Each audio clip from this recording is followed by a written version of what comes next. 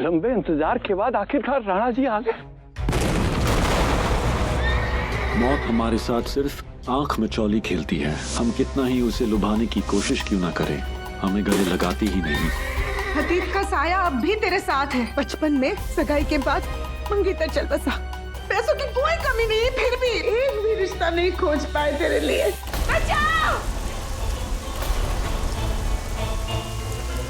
किसान पहले से ही बहुत ज्यादा लगान दे रहे हैं। अब अगर हम इस लगान को 2 गुना कर दें तो किसान के पास खाने के लिए भी कुछ नहीं बचा होगा। Seems Rana ji has already made a decision. I'm sorry राजमाता, मैंने आपका टाइम वेस्ट किया और अपना भी। राजमाता, देखा आपके बेटे ने क्या किया है। अगर मना करना ही था तो उसके और भी तरीके होते हैं। एक इतने बड़े अंग्रेज अफसर को नाराज करने की क्या जरूरत थी। ये मत भूलो, इस देश में अंग्रेज सरकार है, अंग्रेजी हुकूमत है, वो इस देश के मालिक है।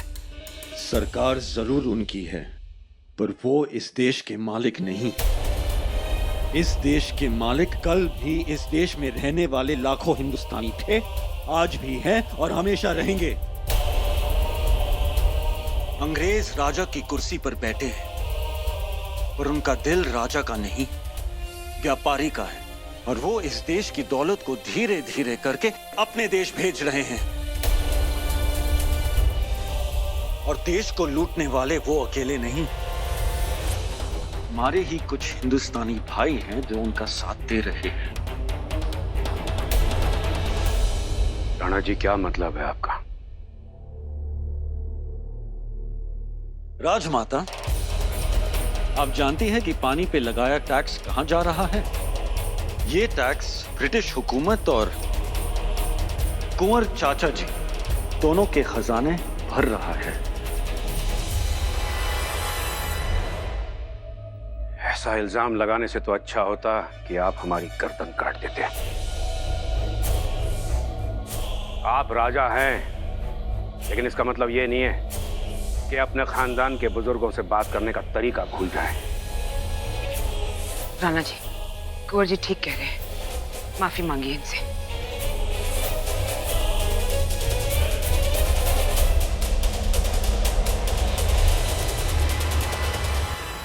आप जैसे देशभक्त पर हमने शक किया, इसके लिए हम माफी मांगते हैं। पर हम क्या करें, हमने वही कहा जो हमें पता चला।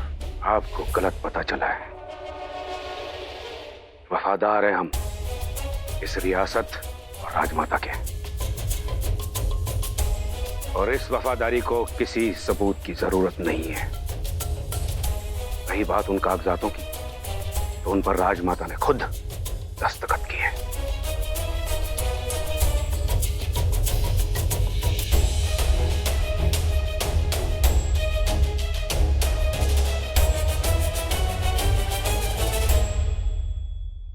हमें कुछ नहीं पता राणा जी। हमसे कहा गया था कागज पर दस्तखत कर दो, हमने दस्तखत कर दिए। हम क्या करते राणा जी? सुलक्षणा की मौत के बाद आप सब कुछ छोड़ छाड़ कर चले गए थे। इतनी बड़ी रियासत का बोझ हमारे कंधों पर आ गया था, और बोझ जब बढ़ जाता है तो कंधे झुक जाते हैं।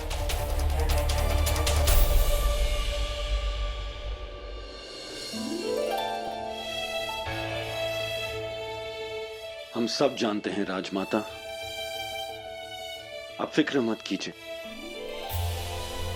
अंग्रेजों की चालाकी और कुंवर चाचा जी की वफादारी, इन दोनों से आमिर कोट को बचाने के लिए अब हम आ गए हैं।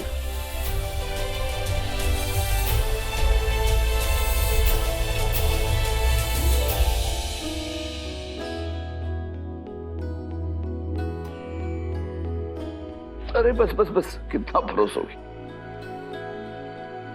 चुटकनिया कहाँ है? शाम से देख रहा हूँ, दिखाई नहीं दे रही है। उसने खाना खाया कि नहीं? हाँ, उसने खाना खा लिया, जल्दी सोने चली गई। उसकी तबीयत ठीक नहीं थी।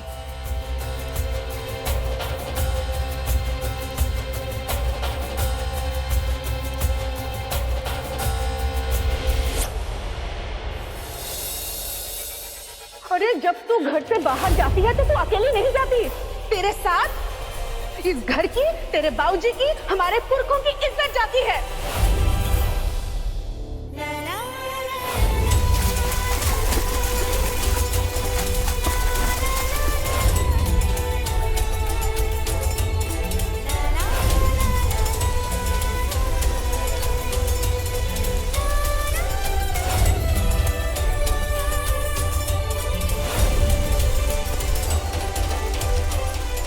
गायत्री,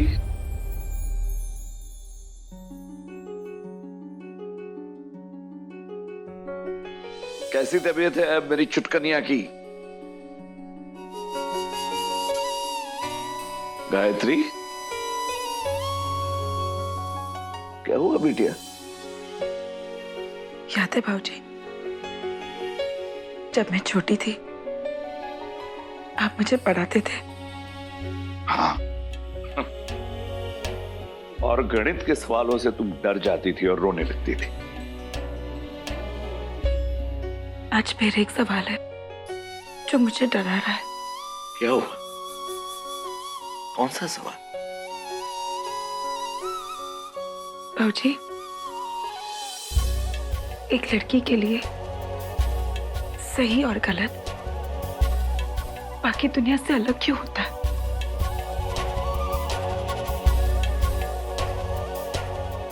लगता है किसी ने वाकई डरा दिया है मेरी चुटकुनिया को। देखो बेटा, भगवान के हिसाब से तो सही और गलत सबके लिए एक होते हैं, लेकिन इंसानों के हिसाब से लड़कियों के खाते में सही थोड़ा कम और गलत थोड़ा ज्यादा होता है। पर भाऊजी, खुद को तो पता होना चाहिए ना कि क्या सही है और क्या गलत। बेशक, जो काम करने से मन को ग्लानि ना हो वो अच्छा है, और जो काम करने से मन पे बोझ सा लगे वो बुरा। पर बेटी, सही और गलत के मायने वक्त और समाज के साथ बदलते रहते हैं, इसलिए तुम्हें वक्त और समाज के मायनों को नहीं, लेकिन सही और गलत के अपने खुद के मायने ढूंढने होंगे। जिसे करने से मन मुस्कुराए वो सही है, और जो करने से मन को पछतावा हो वो गलत।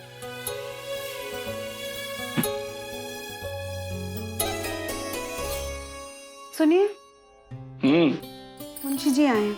हाँ, कुछ खा लो।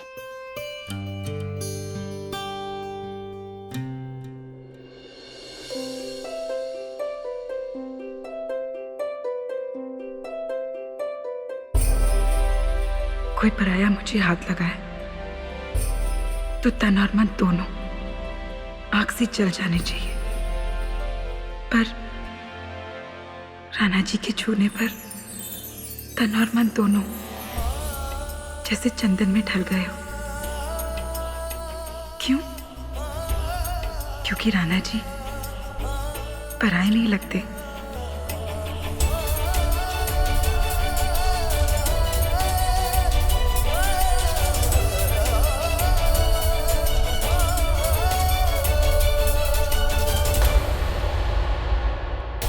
हमारे नोटिस का राजमहल से ये जवाब आया है? जी सेठ जी, राजमाता ने आपके लिए यही जवाब भेजा है। लगता है राजमाता से बहुत बड़ी भूल हो गई है जो हमने गोविंद सेठ के नोटिस के टुकड़े कर दिए। लेकिन हमें क्या पता था, हमें लग रहा था कि राणा जी लगान को दुगना करने में मान जाएंगे। मैं राजमाता के घमंड और उनके राजमहल, इन दोनों की ईंट से ईंट बजा दूंगा। मैंने सारी जिंदगी बड़े राणा जी के साथ वफादारी की, पर राजमाता ने मेरा अपमान करके वो सारे रिश्ते तोड़ दिए। वो भूल बैठी हैं कि तलवार चाहे कितनी भी तेज क्यों ना हो, आखिर बनती तो लोहे से ही है, और आज के जमाने में लोहे के आगे नहीं, लोग सोने के आगे झुकते हैं। लगता है राजमहल के झुकने का वक्त आ गया है। ये कर्जा चुकाने का कोई तो रास्ता होगा। एक रास्ता है, लेकिन उसके लिए राणा जी को मनाना पड़ेगा। कहीं ये रास्ता किन्नौर तो नहीं जाता? आप किन्नौर की राजकुमारी शर्मिला से राणा जी का ब्याह कराना चाहती है, पर राणा जी कभी इस ब्याह के लिए हाँ नहीं कहेंगे। उन्हें हाँ करनी पड़ेगी यशोदा। राजकुमारी शर्मिला जो दहेज लेकर आएंगी उससे इस रियासत का कर्जा उतर सकता है। राणा जी को मानना ही पड़ेगा। और कैसे मनाना है ये हम अच्छी तरह जानते हैं।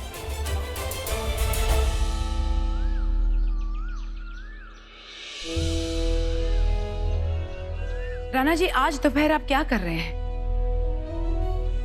पहले दीवान जी के साथ बैठेंगे कुछ कागजात देखने, उसके बाद कुछ किसान आ रहे अपनी समस्या लेके। हमने सोचा हम उनके साथ बैठें। किसानों ने अपने राजा का इंतजार 6 बरस तक किया है, एक दिन और भी कर सकते हैं।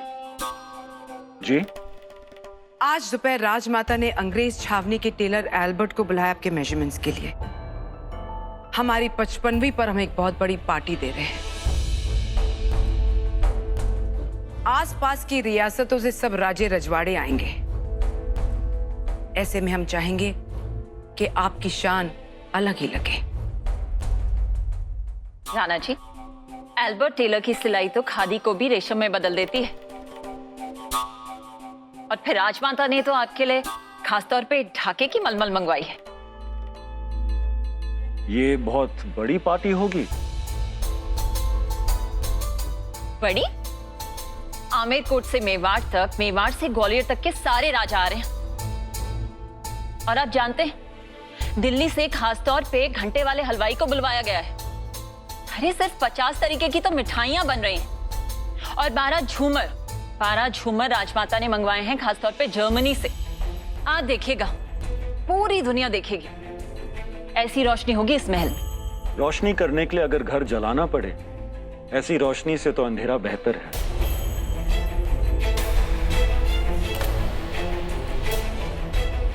राजमाता, रियासत की हालत आपसे छुपी नहीं है। प्रजा पर लगान का बोझ पहले से ही इतना है। अब इस हाल में इतना खर्चा करके उनके गरीबी का मजाक नहीं उड़ाया जाएगा। हमें नहीं लगता कि हमें इस रियासत के पहले ही झुके कंधों पर इस दावत का बोझ लादना चाहिए। परंपरा का बोझ तो उठाना ही पड़ता है राणा जी। इनविटेशंस भेजे जा चुके हैं और अभी अमीर कोट के इतने बुरे दिन भी नहीं आए हैं कि एक रात के लिए चंद राजाओं के लिए मेहमान नवाजी ना कर सके। पर राजमाता, आप फिक्र ना करें, इस दावत का खर्चा प्रजा को नहीं उठाना पड़ेगा। अगर ऐसी बात है तो हम इस परंपरा को निभाएंगे, पर साथ ही साथ हम इस रियासत के एक और परंपरा को निभाना चाहेंगे। ऐसे किसी भी मौके से पहले राजा अपने प्रजा के लिए प्रार्थना और दान देने मंदिर जाते हैं। हम बड़े राणा जी की शुरू की हुई ये परंपरा भी निभाना चाहेंगे। हमें आपसे ऐसी ही आशा थी राणा जी। लक्षराज, राजमाता चाहेगी कि इस मौके पर आपकी पत्नी स्वर्णलेखा भी इस महल में हो।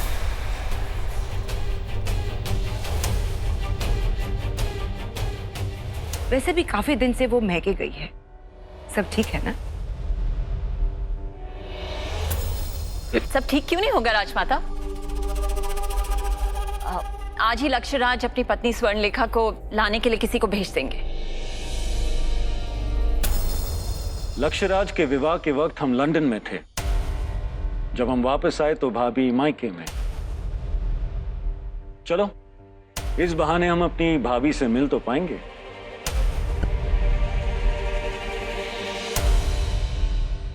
यशोदा, मंदिर में कहलवा दो कि आज राजमाता और राणा जी मंदिर आ रहे हैं। हम अपने जन्मदिन का जश्न पूरी धूमधाम से मनाएंगे।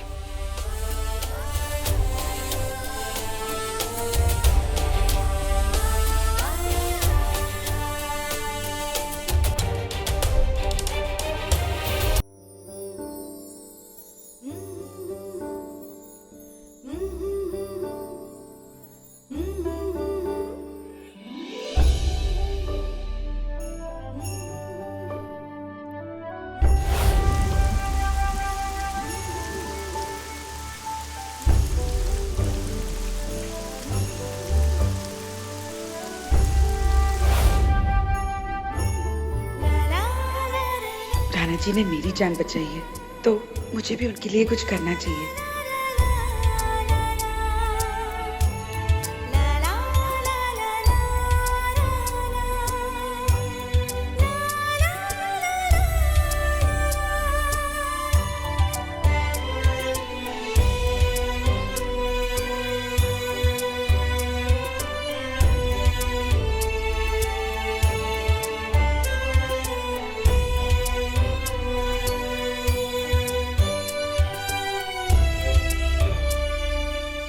दीवान जी, जी। किन्नौर के राज परिवार का इस पार्टी में होना बहुत जरूरी है, इसीलिए निमंत्रण पत्र आप खुद लेके जाएंगे। जी। और उनसे कहिए कि राजमाता ने किन्नौर के राजा, उनके परिवार और खास तौर पे राजकुमारी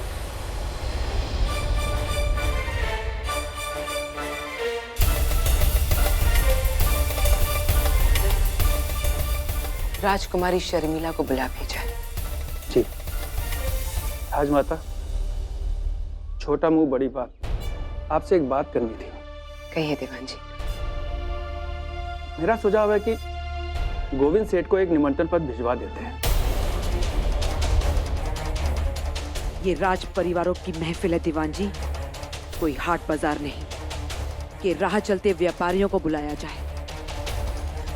आज हमारी स्थिति ऐसी नहीं है कि हम गोविंद सेठ का मूल तो छोड़ सूद भी दे सकें।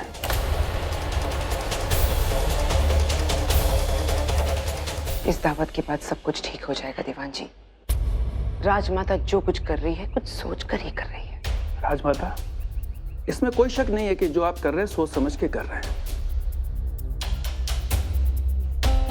पर अगर पैर की जूती पैर को काटने लगे और उसे बदलना मुमकिन ना हो तो ऐसा कार्य करना चाहिए कि जूती नरम पड़ जाए।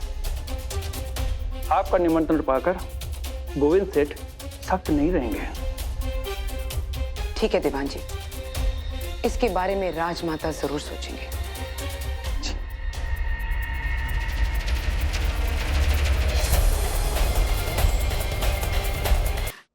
ताड़ की तरह लंबी हो गई है लेकिन अक्ल घुटने में ही है। कितनी बार कहा है कि गीले हाथ से ये अचार का मर्तबा मत छुआ कर, लेकिन तू है कि कुछ सुनती नहीं। पकड़। माँ, तू मुझसे कुछ कह रही थी? लो कर लो बात। तूने कुछ नहीं सुना ना? तेरा ध्यान कहाँ रहता है गायत्री आजकल? हर वक्त खोई खोई सी रहती है जैसे किसी राजा की रानी हो। माँ जी क्या है? माँ जी, मुझे आज शाम को 2 घंटे की छुट्टी चाहिए। क्यों? शाम को आज तेरी बारात आ रही है। बारात आती तो रात भर की छुट्टी लेती। चुप कर। आज शाम को राजमाता और नाना जी मंदिर में आ रहे हैं, ढेर सारा तान पुन करेंगे। मुझे नाना जी को देखना है। मैं जाऊं? कोई जरूरत नहीं है जाने की। सुना आपने? हाँ सुना, राजमाता जी आ रही।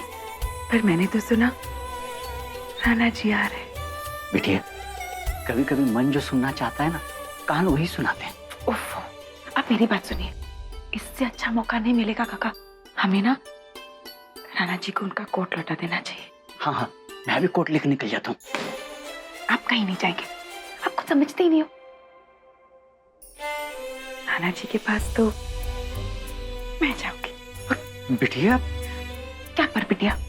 सोचिए, राणा जी ने मेरी जान बचाई थी तो धन्यवाद भी तो मुझे ही कहना चाहिए, और साथ में मैं तोहफा भी लेके जाऊंगी। जल्दी से तोहफा पूरा कर देती हूँ।